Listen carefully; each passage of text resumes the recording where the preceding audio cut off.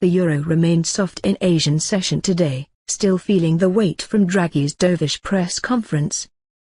The break of 1.34 in euro-dollar signals a short-term topping while euro-yen looks likely to have a deeper pullback. Nonetheless, the current development doesn't warrant a change in trend yet, and we'd tend to treat the pullback as a buying opportunity. Meanwhile, commodity currencies are soft today, in particular the Australian dollar, as the Reserve Bank of Australia lowered both its growth and inflation forecast. Chinese trade data provided some support to Asian equities but not to the Australian dollar. The European Central Bank left the main refinancing rate unchanged and announced no new stimulus program. The overall tone of the statement remained dovish, noting that weakness in the economy remains. However, recovery would be seen later in 2013, with domestic demand being supported by our accommodative monetary policy stance, the improvement in financial markets confidence and reduced fragmentation, and export growth benefiting from a strengthening of global demand. The ECB has clearly noticed the strength of the euro, but President Draghi reiterated the position that it is the effect on growth and inflation that will make them react.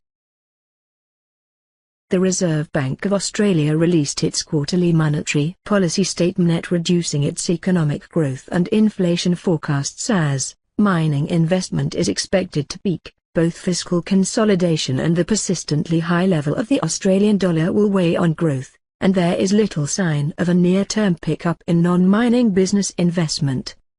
The central bank forecast growth this year would be below trend, at around 2.5%. CPI would rise 3% in the year to June 2013. The Reserve Bank forecast that employment growth would remain modest over the course of this year, before rising gradually over 2014. The unemployment rate is expected to edge higher. China's trade surplus came in wider than expected at $29.15 billion in January, down slightly from December's $31.62 billion.